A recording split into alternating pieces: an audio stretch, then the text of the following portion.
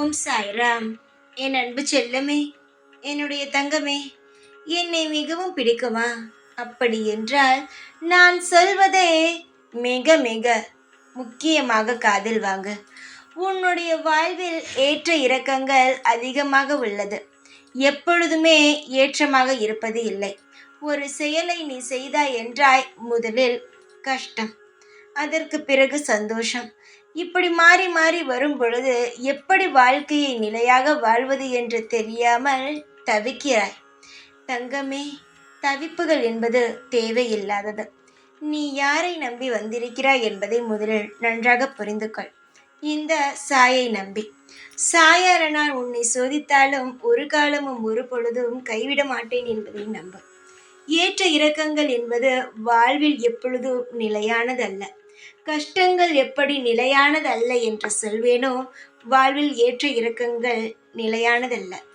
வாழ்வில் ஒரு நாள் சந்தோஷமும் வரும், ஒரு நாள் கஷ்டமும் வரும். இப்படி மாறி மாறி இருக்கும். இதுவும் நிரந்தரமல்ல, அதுவும் நிரந்தரமல்ல.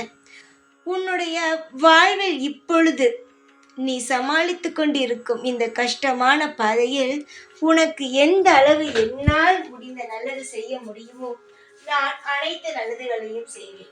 எப்படி என்று தெரிந்து கொள். என்னால் முடியாதது என்பது எதுவும் கிடையாது. அதனால் என்னிடம் இருந்து எல்லா உதவிகளும் உன்னிடம் வரும். காலங்கள் உன்னை சோதிக்கவில்லை தங்கமே. நீதான் தேவையில்லாமல் பயந்து கொண்டிருக்கிறாய். இப்பொழுது இருக்கும் இந்த கடினமான காலமானது சீக்கிரமாக மாறும் நேரம் வந்துவிட்டது. நீதான் மாறாது என்று நினைக்கிறாய். மாறும் நேரத்தை நெருங்கி விட்டாய். இன்னும் கொஞ்ச நாள்தான். நீயே உன் வாழ்க்கையை பார்த்து கண் வைக்கும் அளவுக்கு வாழ்வில் நல்ல நல்ல நிகழ்வுகள் எல்லாம் நடக்க உள்ளது. மற்றவர்கள் கண் வைத்த காலம் போய் என் வாழ்க்கையா இவ்வளவு அழகாகவா நான் நினைத்து கூட பார்க்கவில்லை என்று சொல்வாய். அந்த அளவு நல்ல நிம்மதியும் நல்ல சந்தோஷமும் வாழ்வில் கிடைக்கும். நீ மிக மிக அழகான குழந்தை. உனக்கு எந்த ஒரு குறையும் எப்பொழுதும் வாழ்வில் வரவே வராது. வாழ்வில் நீ ஜெயிக்க வேண்டும் என்று எடுத்து வைக்கும் ஒவ்வொரு அடியும் சோதனைகளை தருகிறது என்பதற்காக வாழ்க்கையை வெறுத்து விடாதே. வாழ்க்கையை வெறுத்து விட்டால் நம்மால் எந்த ஒரு காரியத்தையும் புதிதாக செய்ய முடியாது. நீ அழகான குழந்தை தங்கமே. மனதாலும் உன்னுடைய வாழ்க்கையில் மிக மிக அழகான குழந்தை நீ. அதனால் நீ எப்பொழுதும் சந்தோஷமாக இருக்க வேண்டும். யாருடைய பேச்சை கண்டும் பயப்படக்கூடாது. நிலையான மனதை முதலில் கொண்டு வா. எல்லாவற்றிலும் அவசரமாக இருக்கிறாய். அவசரம் என்பது எதில் இருக்கலாம், எதில் இருக்கக்கூடாது என்பது இருக்கிறதல்லவா? அதனால் தேவைப்படுவதில் அவசரப்படு. தேவையில்லாததில் அவசரமே படாதே.